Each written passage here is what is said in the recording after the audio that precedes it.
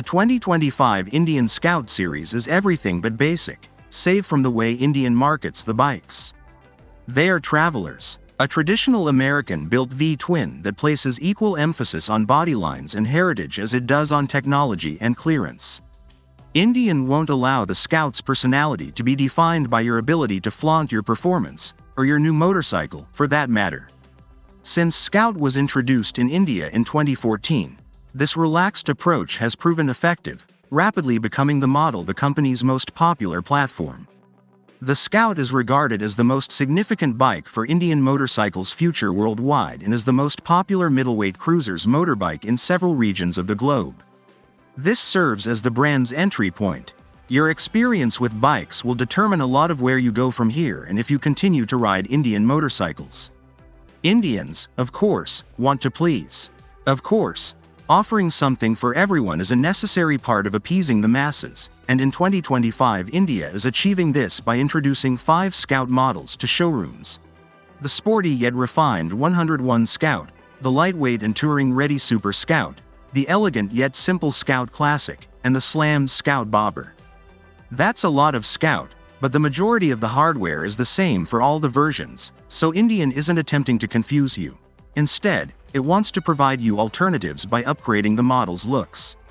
It's similar like choosing what to buy when you walk into In-N-Out Burger. You're going to receive a burger, but how you order it is totally up to you.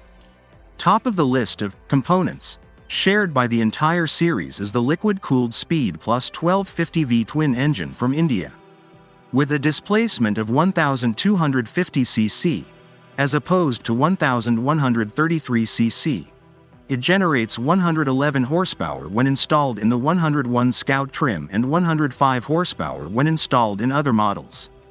Its torque output is reported to be 82 lb-ft. In all versions, that translates into an extra 10 lb-ft of torque and a rise of 5 to 11 horsepower, depending on the model.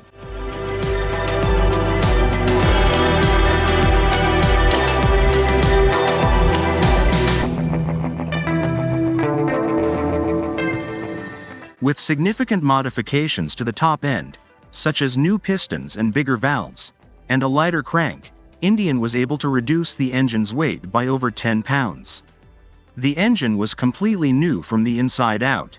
In order to fix the gear difficulties that consumers had with the previous generation Scout, Indian spent a lot of time fine-tuning the engine's internals and installed a slip-assist clutch. The new radiators is 20% smaller and nestled within a new frame with a steel tubular front instead of a cast aluminum one, making the revised airbox less obvious. In addition to looking lighter, steel tubing is useful since it allows for more specialized tasks. It is more costly than the majority of the other possibilities, if that makes sense.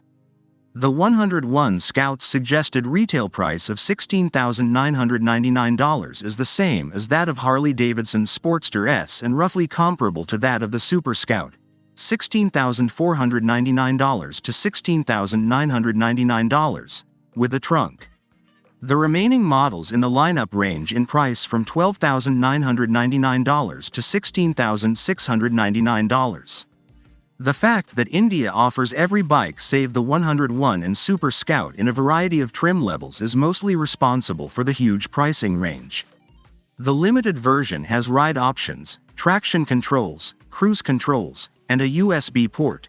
The standard models has analog gauges, LED headlights, and ABS. The Limited Plus Tech has all of the aforementioned features plus a 4-inch display, keyless ignition, and ride command, which unlocks turn-by-turn navigation and more. Nearly every model has a different paint job, and trim levels also affect the finish. For example, bikes like the Classic have more chrome than motorbikes like the Bobber, Sport, and 101. With so many options available, we sincerely hope you make a wise choice. Can be completed here, and each one will significantly alter your experience.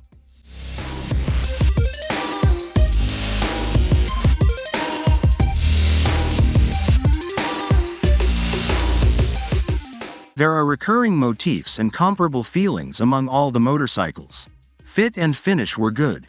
but pre-production firmware caused the TFT-equipped Limited Plus Tech bikes we were getting ready for our ride from San Francisco to Santa Cruz, and vice versa, to take longer to start up.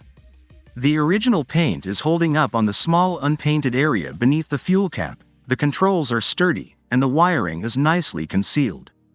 The bike maintains its quiet hum, and in all trim levels the engine is a sight to behold, a dramatic contrast to the Harley-Davidson.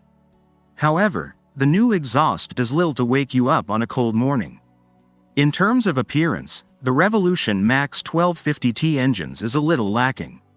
We won't be making any more comparisons because it has been nearly a year since we drove a Rev Max 1250T equipped Sportster S and even longer since we tried a Revolution Max 975T equipped Nightster. We can state that compared to earlier Scout engines, the Speed Plus 1250 feels more adaptable and has enough mid-range and high-end to reduce the frequency of gear changes. Fortunately, this box feels cumbersome and archaic because Indian hasn't upgraded the transmission and everything is becoming a little more current.